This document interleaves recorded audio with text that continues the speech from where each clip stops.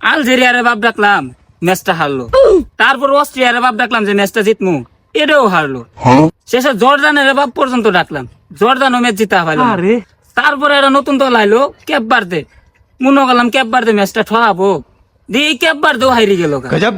তারপরে আইলো একটা মুসলিম দল হিসেবে সাপোর্ট করলাম মিশর, যে আর্জেন্টিনার ঠহাই, এই মিশরও পাইলো না।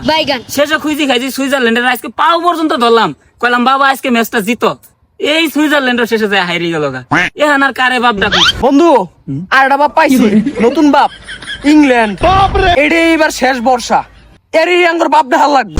ঠিকই কইছস, আজকে থেকে বাপ একটাই, ইংল্যান্ড। এই পর্যন্ত তোরা কয়টা দলের পক্ষ নিছস? 6টা।